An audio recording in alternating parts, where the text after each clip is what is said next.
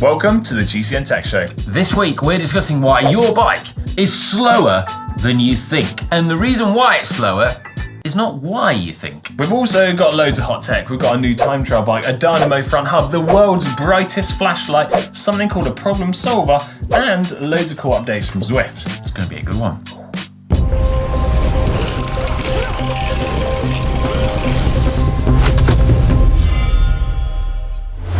So this week we're discussing why your bike is slowing you down and is slower than you think it is, but the reasons why that is the case is probably something that you've never thought of before.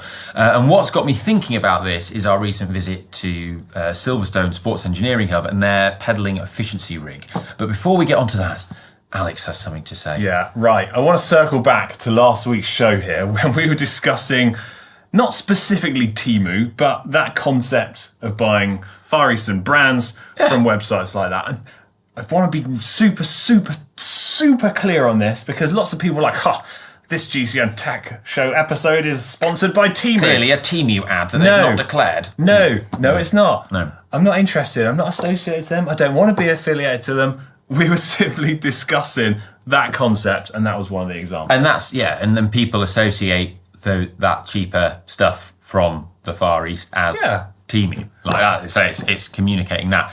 But the other thing to point out is, unlike some other naughty YouTubers that are out there, one of the things that we pride ourselves on is always being transparent with sponsors and always declaring something as paid promotion, and it's written in the description what our sponsors are, and we need sponsors to make this work so that we can make the videos for you that you want to watch. So that's just the way it is. Exactly. I'm glad we've cleared that up. So this week, on to our main talking point. This is something that you feel quite passionate about. You wanted to discuss, right? Yeah, because it's really interesting. So at Silverstone, they have their new pedaling efficiency rig. And what this allows you to do is get a complete bike and a rider and have them pedal on their rolling road, which you can change the surface of. And what you're measuring is with a very sensitive power meter, the power in, and then they're also measuring the power out. So you're measuring what's lost in the system, the overall efficiency. Rather than just individual bits. Yeah, well, you can use it to measure individual bits. So we did that in the tyre pressure video that went out at the weekend that a lot of you saw and said was really interesting. But that rig could just do so much more, and it's made me really think about what we're going to talk about. So because you're measuring that total overall system efficiency of a bike and a rider, you're looking at making bikes faster and optimizing bikes in a way that we don't really do at the moment. Yeah, okay, that makes total sense to me, because there's that kind of age-old concept, right, of just because your bike feels fast doesn't necessarily mean it is. And this is something like wheel and tyre manufacturers have argued more recently, is that compliance and comfort can sometimes be faster. But if you have your tyres pumped up rock solid, it's probably going to be slower, but it gives you that feeling of speed. Yeah. Well, the interesting thing is measuring on that jig, it actually, having the tyres at lower pressure was faster and did feel better. Yeah. So like that, that was one thing. We'll get more onto that. But what it means is that in the past, when we've looked at how to make a bike faster, bike designers have gone down several routes, and this has developed over the years, but they measure the aerodynamics of the bike, they improve the aerodynamics, they make it more aero with a rider on it in the wind tunnel. But in a wind tunnel, a rider's not producing, power. You're not really just pedaling against resistance, you're just being the physical object for the wind. Similarly, they make a bike as light as possible. They make a bike as stiff as possible. But we don't truly understand how all of this comes together to make the complete system in terms of how efficient that system is. So something that I found incredibly interesting was when one of the engineers got on my Orbea on the jig and rode it, just to check that the system was up and running and stuff, and to give an example, he was less efficient on that bike than me.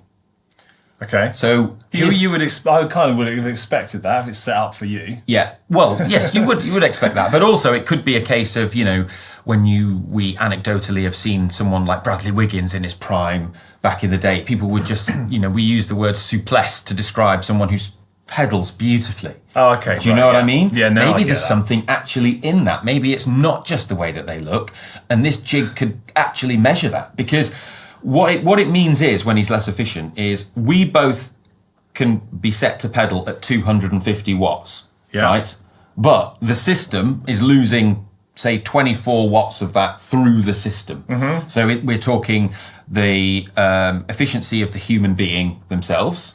We're talking the drivetrain losses, again, something we're familiar with at the moment. Yeah. We're talking the frictional losses of the tyres. Yeah. And we're also talking mechanical losses in the frame to do with energy lost through flexing and... Well, bearings and all sorts of bits like that. Well, yeah, I include that in drivetrain. Yeah, okay, yeah. But but you've got these other things, and then all of that working together as a system.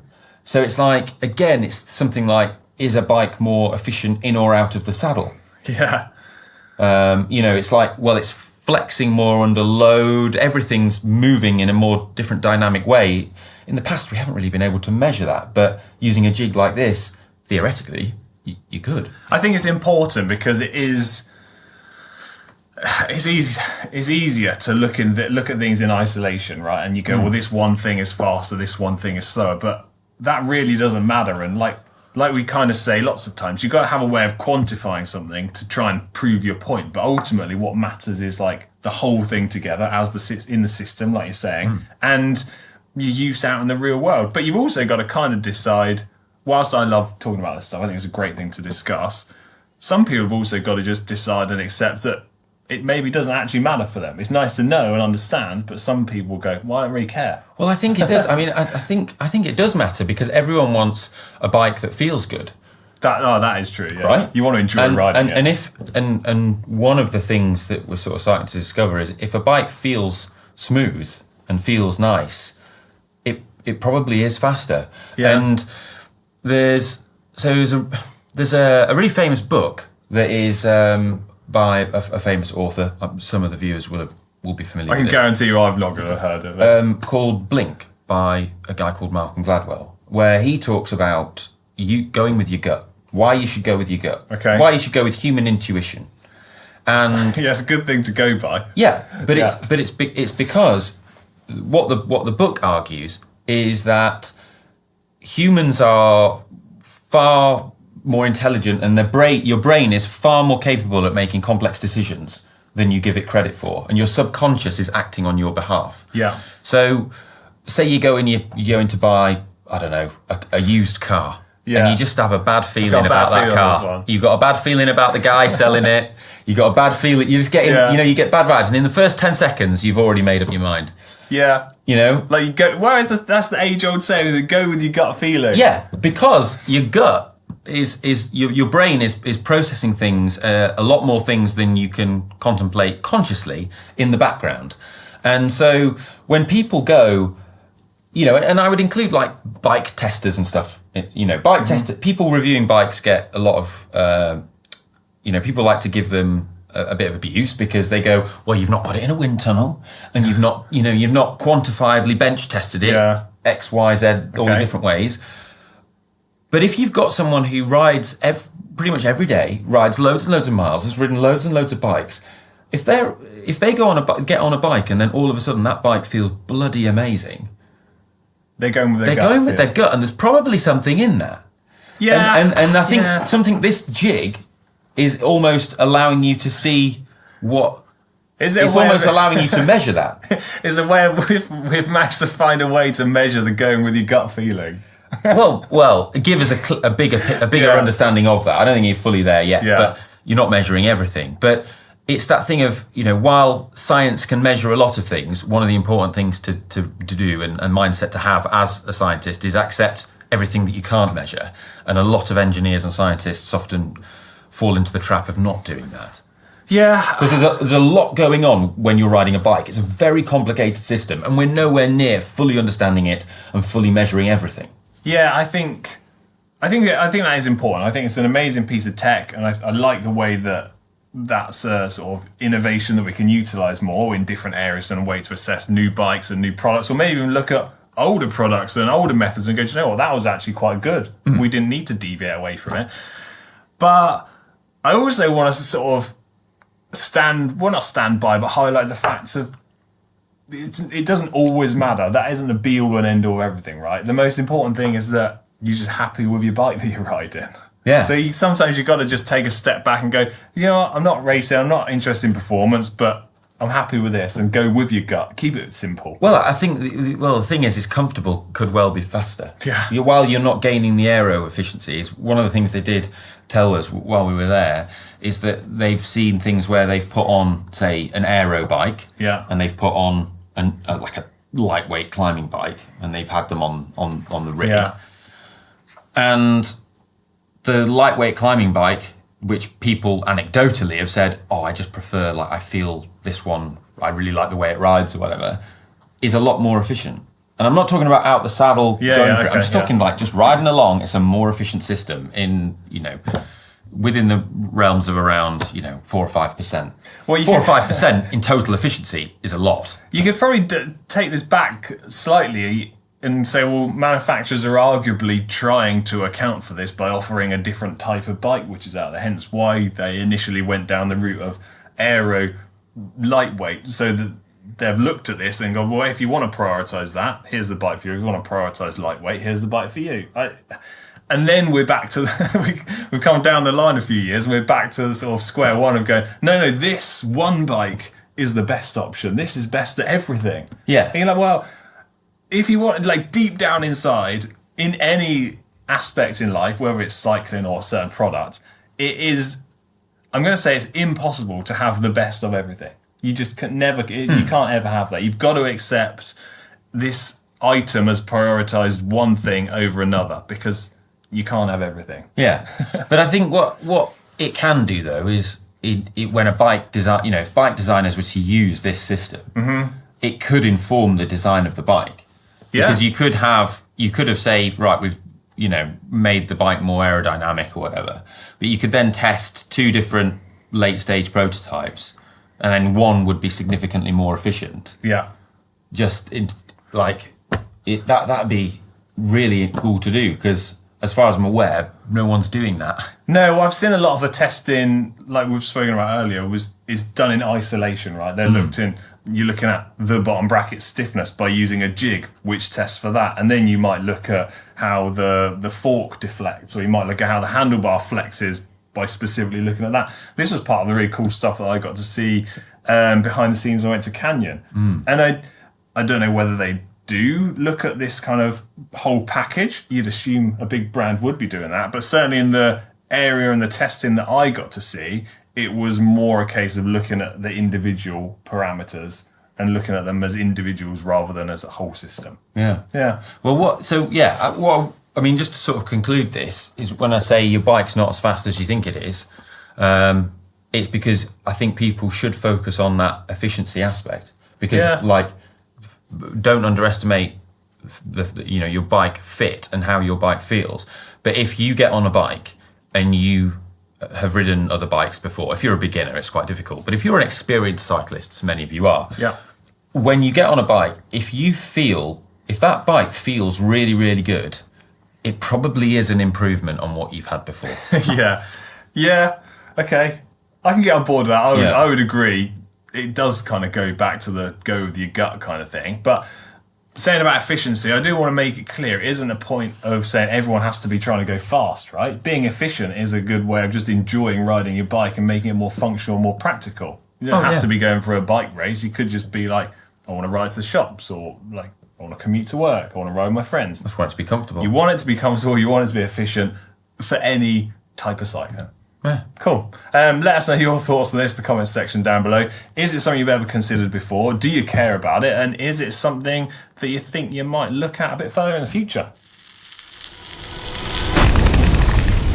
Time now for hot tech. And first up, we've got some new TT bike tech. I love TT bikes. Oh, you do. You're such a nerd. Yeah. Well, Van Rysel.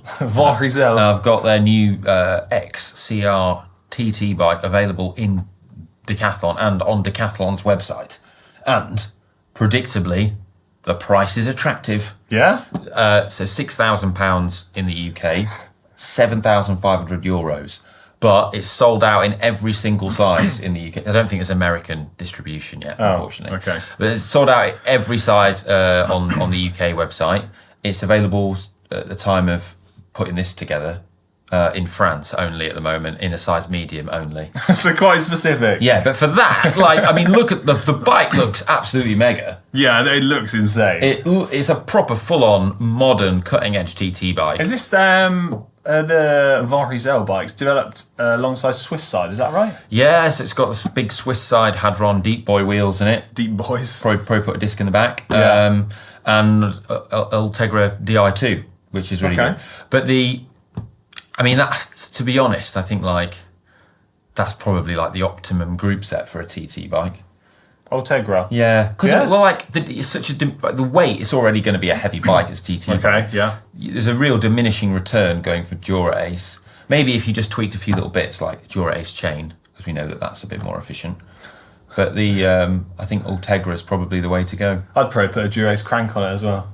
Well, of course you would. Yeah, I've got one coming out of my ears. I think that's really cool. So it's the bike that's being used by Agile Desert Mondial in their TT bikes. So I actually saw Felix Gall's version of this bike in their team truck when we were at the tour, which was pretty cool. Back in Florence. Can I move us away from time trial bikes ever so slightly onto more functional tech, or do you want to keep going with the time trial bike? It does look really good though, doesn't it?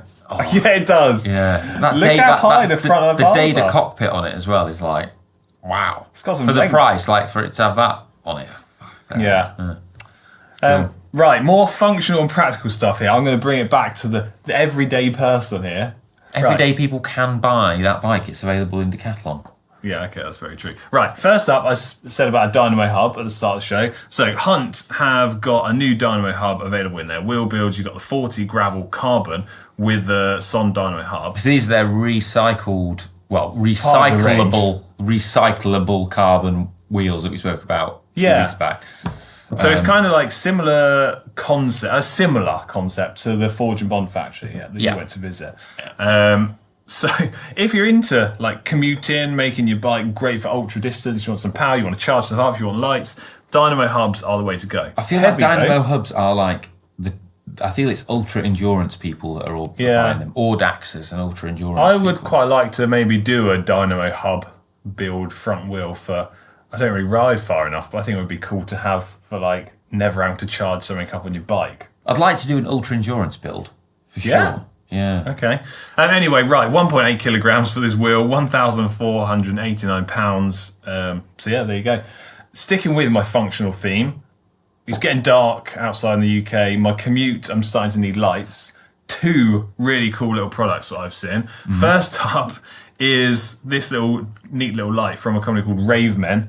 I hope it's Ravemen, not Ravemen. Ravemen is far better. Yeah. So it's the FR300. I saw this little light a while back, and then there's an updated version which I actually spotted at Eurobike. Get this right.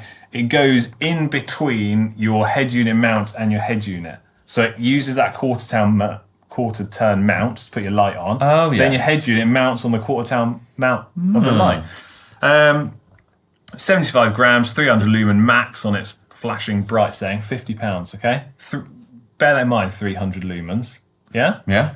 Because I'm now going to completely blow your mind with the world's brightest flashlight.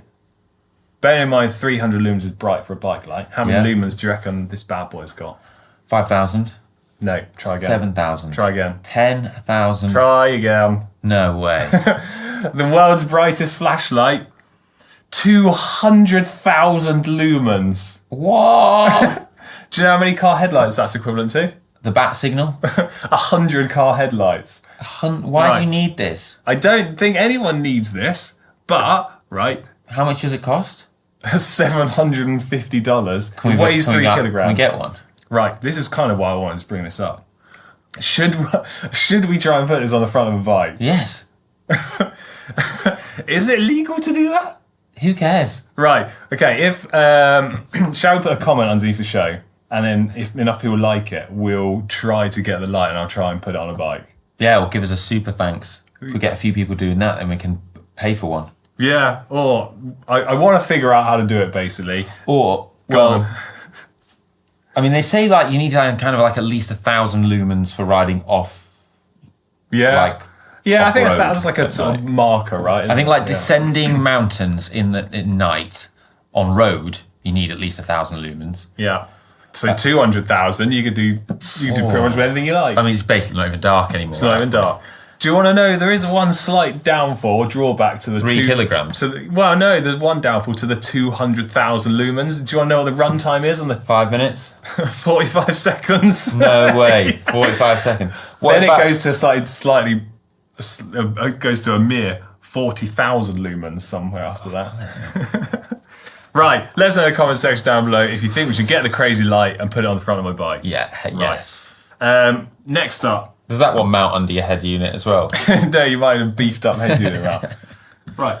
You know, recently I did my Neo Retro bike build.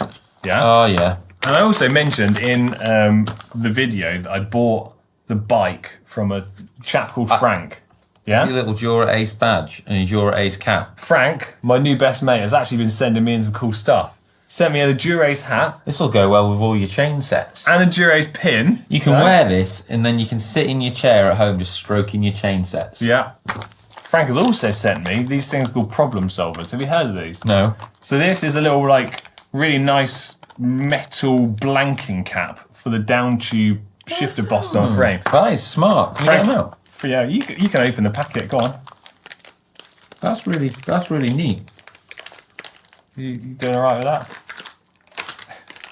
Okay, so Frank has said, didn't like the SCI downtube mounts being on show. Lol. Love the build. Looking forward to the test ride. Unfortunately, off the bike at the moment, so really enjoying GCN. From Frank. That's really cool. I like the hat on you. If you spin it around, it's got the words people often use to describe you on the back. It's got speed, smooth, and strength. Literally no one ever. Yeah. Right. These are actually pretty cool. You keeping the hat going? Yeah, just for now, yeah. Okay, lovely. Right. Next in Hot Tech, news from Zwift, okay? Oh, yeah? So, cast your minds back a little while ago. Zwift launched the Zwift Ride, and it was the indoor training bike that came with Zwift's trainer and could be set up with other stuff. Everything adjustable, one Allen key. Tool. Yeah, did everything. So they've now launched it that you can buy the Zwift Ride individually rather than having to get it with a turbo trainer. Okay, pretty cool. There's also a bunch of other updates which Zwift have released. Now, if you want to know everything about the Zwift Ride, Connor has made a video all about it over on GCN. Thanks, Connor. Thanks, Connor, because you've made it a lot easier for us to not need to explain it now. But also updates to all of the Zwift trainer compatibility ecosystem, right? So there's now loads more trainers added to the list that are compatible with the Zwift Cog and the Zwift Click, which is enabling you to do virtual shifting. Are you going to make me go through the entire list of trainers that are now available, or can we potentially put it up on screen? I think we can put it up on screen. Brilliant. That's made my life a lot easier. Thanks, Ollie. Right, to draw Hot Tech to close this week, final mention about the big Spanish bike ride, which is still going. Oh, it is, yeah. As I said every week, conclusion. It's going to be an exciting week. I still haven't seen a vast amount of it. But I say it every week. We have our big Spanish bike ride themed Camelback water bottles and t-shirts at shop.globalcyclingnetwork.com. Get them while you can because they're going off the shelves like hotcakes. Limited edition. Yeah.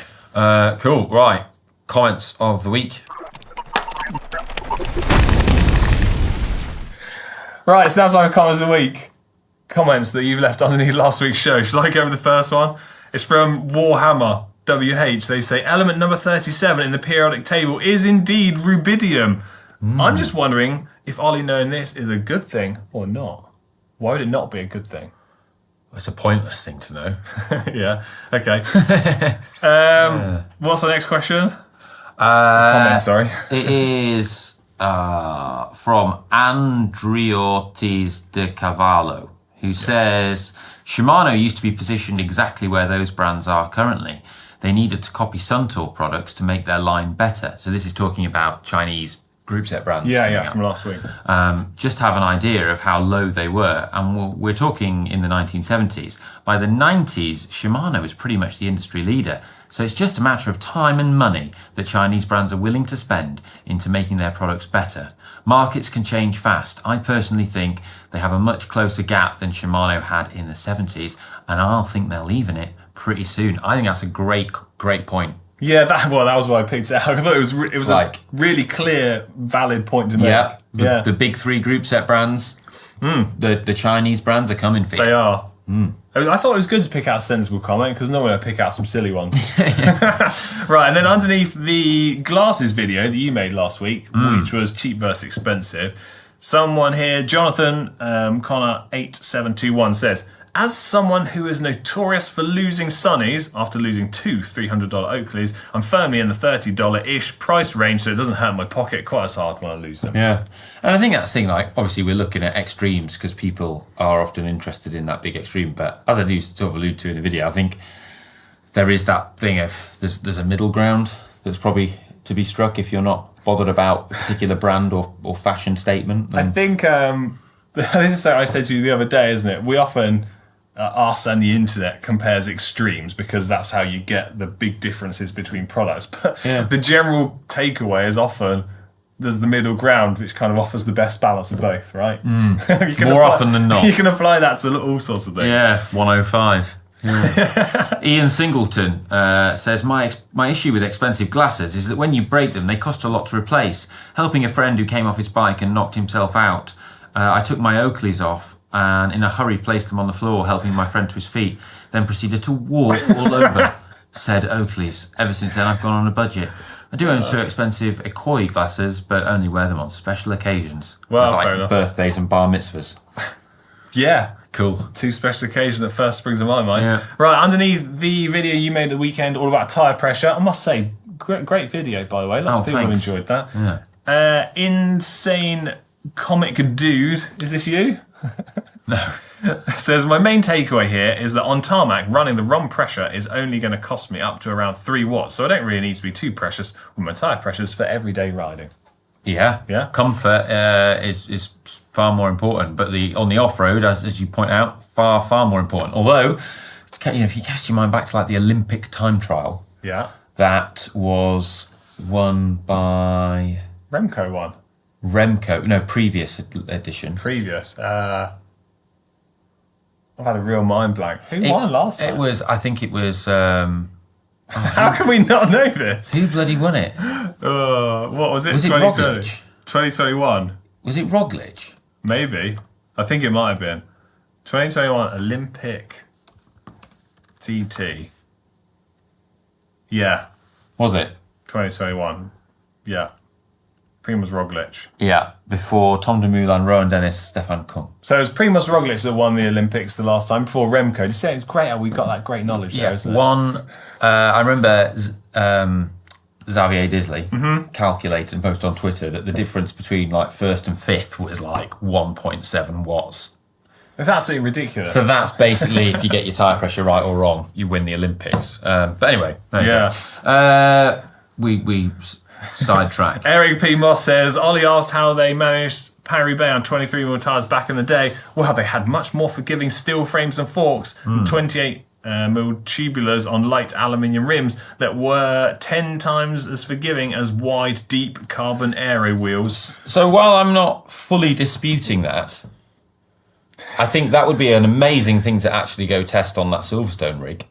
Like see the system efficiency on a rough surface and a smooth surface of a steel bike versus 1980s Paris-Roubaix versus 2024 Paris-Roubaix. Yeah. However, right, I would also say that no, it's technology and wider tyres and lower pressures has made that race far faster and more comfortable now than it was back then, and that's why you're seeing how much quicker they go now. Yeah, like. The bikes are, I think now, with the big fat tyres, more comfortable. Well, I feel like it's still an incredible, like, brutal battle of a race. But I feel like it's a lot. Like back then, I think it was horrendous. I think back in the day, it was more a case of like you've managed to complete it. Whereas at least now, we feel like we've got more of an open race rather than people going, I've just got to survive this thing. Yeah. Yeah. Okay, right, there you go. It's now time for the Bike Vault, which is the part of the show where you have uploaded your bikes into the Bike Vault. We pick them out and judge them to be either nice or super nice. If they're super nice, bear with. I ring the bell. Right, who we got first? First one is from Spike.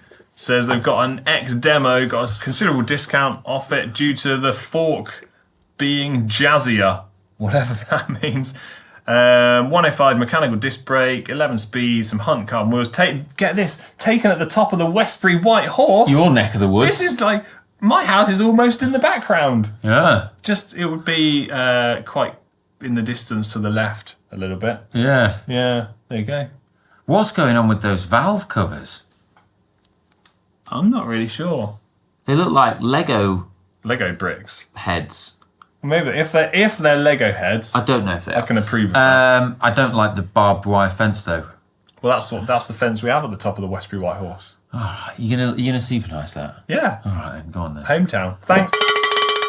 Next up, we've got Conduit the Wanderer, who said, I could not let go of this 2006 Cannondale T2000. One of the handmade in the USA ones, and apparently made of hand-mined US aluminium in the US, bauxite.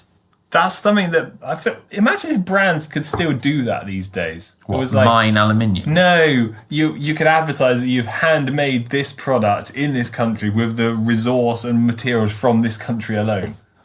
Is that still a thing? Well, I mean that is a super nice.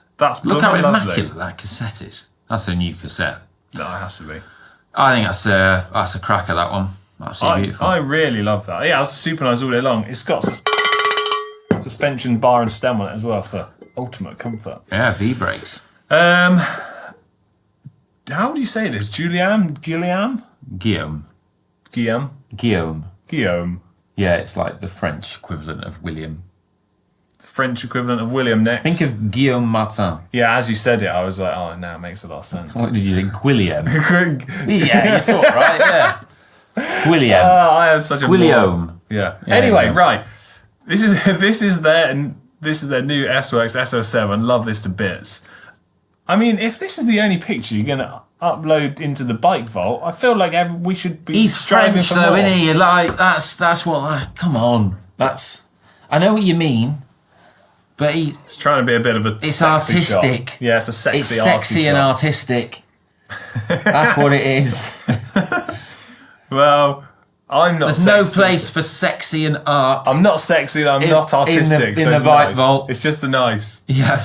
Matthew Ho next originally bought this to contend with Sora, since upgraded to full Ultegra, new DC Swiss wheels, absolute black brake pads, apparently worth every penny.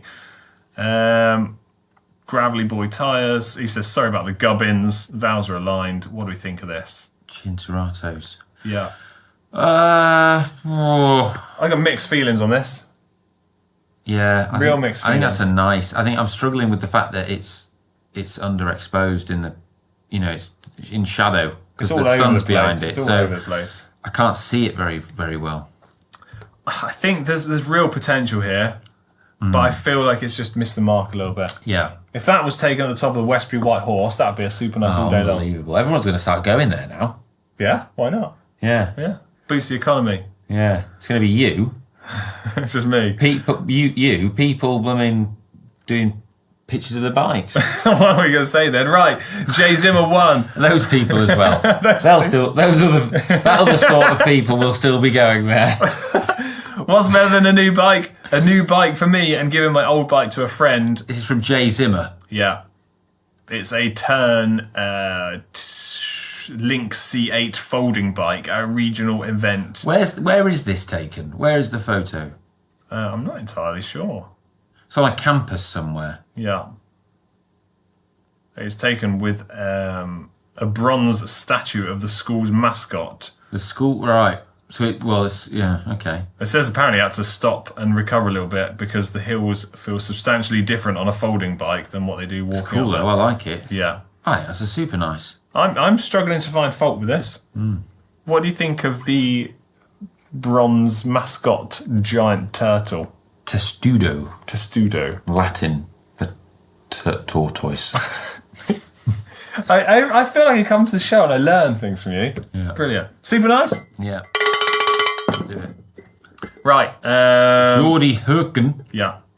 Now this is I'm all for this. You have a little read. It's a Bianchi built up with elite wheels. Oh, look at this thing. Wait till you see it. Oh. This is wonderful. Right, can I just confirm that there's a lot of layback going on there. That's a lot of like full-on layback set to maximum. Is that the Shimano bar and stem that you like? Right, so this is what I'm about to say. This is why you like it, because it's sort of like a modern retro build thing going on. You know my Neo Retro Pinarello? Yeah. People, I agree actually, really highlighted the fact that the handlebar and stem, the One Piece Pro Vibe Evo, brilliant handlebar. It just doesn't work with that bike, right? Why? Because it looks rubbish. It looks too angular, it's just chunky, it doesn't fit in with the frame. I feel like there's the same issue here. There is, but I think that is a super nice. I'm going to super nice it. Absolutely no shadow of doubt. Super nice? Yeah. I'm actually going to make a video where I look back at my Neo Retro build and highlight all the things that I got wrong. People enjoy that. This one came in an email. Oh, right. I quite like the fact that someone's tried to bypass the uploader and gone, you know what, I'm going to email everybody. So it's from Terlak Sarano Suk Anderson via email. They say, hi, I wanted to submit my bike for the Bike Vault. Hopefully you will review it, even though it's a vintage bike. Well, we don't do bike reviews here. It took me a while to clean it up and get it ready for riding. Couldn't use the uploader, so I submitted it via email. Hopefully it will find its way onto one of your episodes. So here we go. So nice. I think you've missed sort of one of the main sort of focus points here of the Bike Vault, unfortunately. Well, that bar tape's very, very grubby, isn't it? It's the wrong way around. Non-drive side. You know, it could be cleaner. The bush has really sort of interrupted the lines of the saddle and seat posts. It's just, there's minimal effort gone into that. You've cropped the bottom of the wheels off. I'm really sorry. I'm going to have to do this. It is nice. It could be a super nice. It just needs a bit of work. Yeah. Well, use the link in the description down below to actually use the uploader. Resubmit the bike with the correct angles. Let's see if it can. We'll see it again. Let's see if we can make it in. Yeah. Right. That's all we've got time for this reason. Yeah.